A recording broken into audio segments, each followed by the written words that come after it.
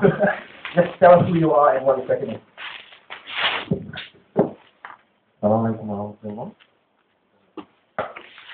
It's me again, yes. My name is Jim Sheridan. Doctor, you gave a lecture once on science of the last day.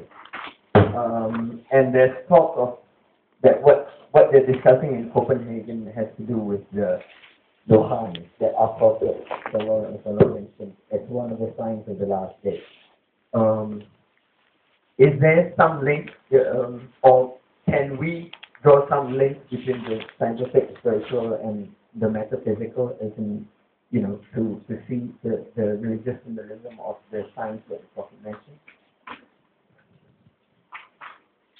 Yes, it is important for Muslims and people of science to realize, as I was explaining in the beginning, that knowledge itself, that really the greatest sciences, especially within the Muslim world, do not separate the sacred from the secular. That knowledge actually, if you look at it holistically, you are able to appreciate knowledge in a better way. And so what is happening in the world today is connected to what happened in the past, and it's moving us towards the future. And one of the miracles of prophecy is also the ability to predict what would happen in the future. And there are a number of verses in the Quran that made predictions. Some of them already came through. Some of the time of the Prophet came through. And there are other verses which are still yet to come that are making predictions as to what would happen as we move towards the end of time. The Mayans spoke about time that they felt, the Mayan people who live in Mexico and that region, they felt that the world would end in 2012, December 12, 2012. They even made a movie on it. Unfortunately for me, they said everybody would have to go to Cape Town. That would be the new capital of the world. So I'm living in Cape Town already. So everybody's going to have to, so maybe the Singaporeans will have to come to Cape Town to visit us, inshallah.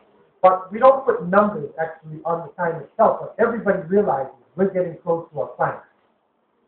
We're coming to some sort of climax with apocalyptic events that are about to take place. And if we do not do something, it is when the tsunami strikes, you understand this more than anybody else. When the hurricane strikes, when the massive floods hit, massive fires strike before us, then we are in another phase of our existence. Time stands still, and it is as though you are entering the day of judgment. And so this apocalypse is right close to us. We're on the doorstep. And in Alamat al-Sa'ah, in the signs of the last day, which is found in the sayings of the Prophet Muhammad ﷺ, you will see a number of things that are happening right now. You can see it in what he said, and in what he predicted that we will be moving towards as we go towards the day of resurrection.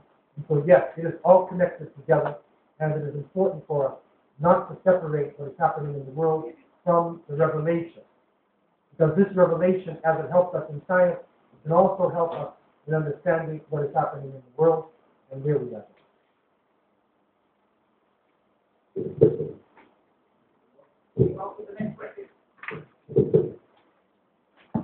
One more thing, I'm a very ignorant chairman. I also just realized that there are many people outside the auditorium. So the ones who are outside, if you wish to ask a question, please come in, stand at the back, and the time is right, just come to the mic and ask the question. The ones inside the auditorium, please ask a question if you wish.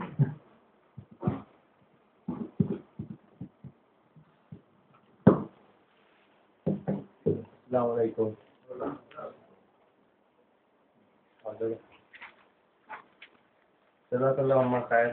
So, yesterday was not clear the topic, but I'm sorry. Today it's quite clear the topic. So, Mr. Abdullah, I think you have touched Quran 24:40. So, can you please touch 30 and 31, 24, chapter 24, 30 and 31, verse 30 and 31.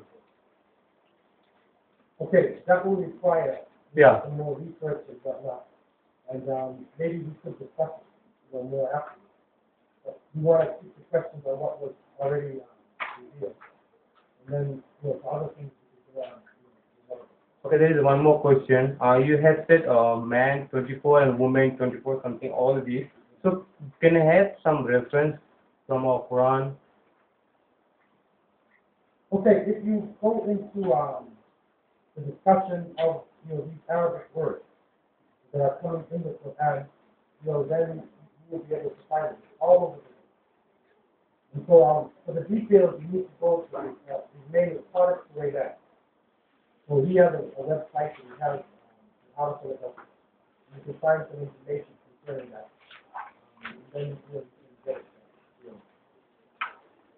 So, how about this date, month 12, and day Yeah, 3? same way like the word, this is Arabic.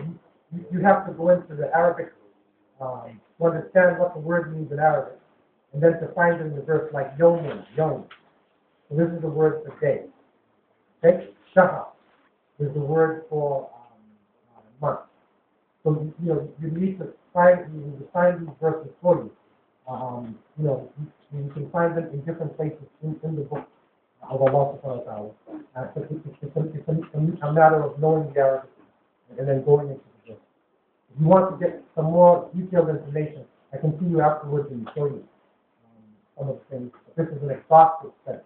It would take another lecture, to actually pinpoint the place.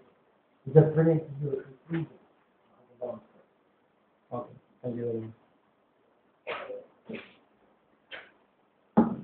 Thank you. May we have the next question, please, brother?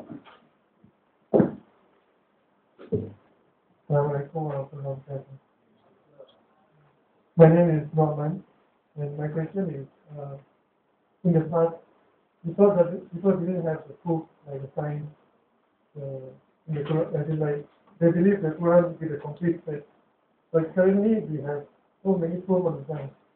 Still, it's still very hard for us to have a complete set. What do you think is the missing in our current education of Quran? Compared to the past, they don't even have a sign, but they still have a complete set. But for us, it's difficult. Well, number one, the linguistic part of the Quran, which is the greatest miracle, this is really reserved, or this it becomes clearer for people who speak classical Arabic.